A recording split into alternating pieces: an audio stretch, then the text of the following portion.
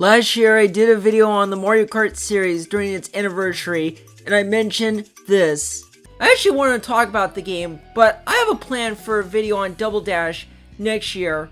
Well, it's finally time to do it. I'm going to do a review of Mario Kart Double Dash in honor of its 20th anniversary. Man, so much 20th anniversary one after another. Since Mario Kart Double Dash doesn't have a plot, the game is the same just like any Mario Kart games. But they use two characters in one kart, which I like they use that even though that's the only time Mario Kart has ever used that. I get why they use it because multiplayer was used a lot in Mario Kart, so they use that feature. Besides that, what do I think of Double Dash? It is actually a lot of fun. I mentioned this in the Mario Kart video, but this is my first Mario Kart game. Yeah, I've known Mario when I was little, and I completely forgot that he had a kart racing game. And while Double Dash was a great way for me to start the series, I could have started with Mario Kart 64 since it's a fan favorite for some people, and my brother did have the system, which would have been a great choice. Another shocking moment about this game is I did not buy this game, nor my brother did. In fact, one of my cousins had this game, and he did have a GameCube of his own. In fact, he owned this bundle, and it did have that game. So glad he got that. Anyways, when I was playing this game, it was a lot of fun and probably the most addictive game I've ever played. I guess you can say the Simpsons Hit Run was addictive, but at least I worked on all the missions, including the hard ones. Double Dash was fun because it's a racing game. I do remember playing the mirror mode. Let's get into the game. Besides the feature introduced and the difficulty mode you pick, this game holds up very well. After all, it is a Mario Kart game on the GameCube.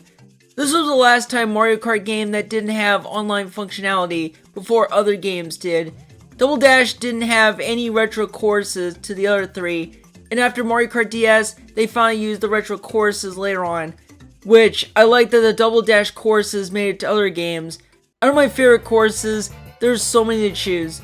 Baby Park is a great course despite it's a long loop in the shape of an oval, but still a greatly designed course. Waluigi Stadium is really good. Peach Beach is a great one since they needed Mario Sunshine. Yoshi Circuit, which another greatly designed course in the shape of Yoshi. And Dino Jungle. That course is insane with a giant dinosaur. How can you go wrong with that course? Also, this is the first time they brought characters that didn't appear in the past Mario Kart games, like Daisy, Diddy Kong, Birdo, Toadette, even Petey, Piranha, and King Boo. Later on, Mario Kart games would add more new characters. The graphics are great at the time. This is when the graphics improved a lot since they used 3D polygon to the characters. Unlike Mario Kart 64 when they used the racers for 2D sprites, but the environments were in 3D. The items returned, but they added special items. They have fireballs, giant bananas, golden mushroom, chain chomp, you name it. I wish they brought those special items back in other games. The music in the game is fantastic. It's probably the best part in the game besides the gameplay. I know some songs have some repeats, but you can't deny that these are awesome. My favorite music has to be Rainbow Road. Hands down, my favorite Rainbow Road music in Mario Kart, besides Mario Kart 8. They even used that in Super Smash Bros. So glad they used it. Now the question is this game underrated? My answer is yes.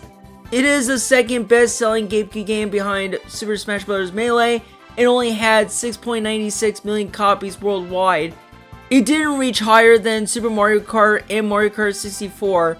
Yeah, it's weird that those two games sold more and had their own accomplishment.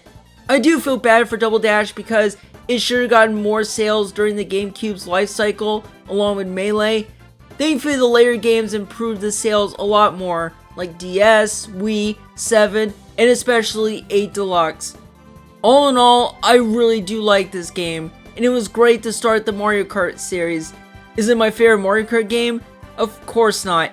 The Mario Kart games have gotten better and better. Wii and 8 Deluxe are my favorite in the series, and added some elements that Double Dash didn't have.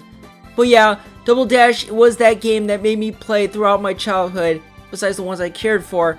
But Double Dash is the one for me. That is all for the review of the game. Happy 20th anniversary. Next video game review will come up in less than a week. I will see you all for the next video.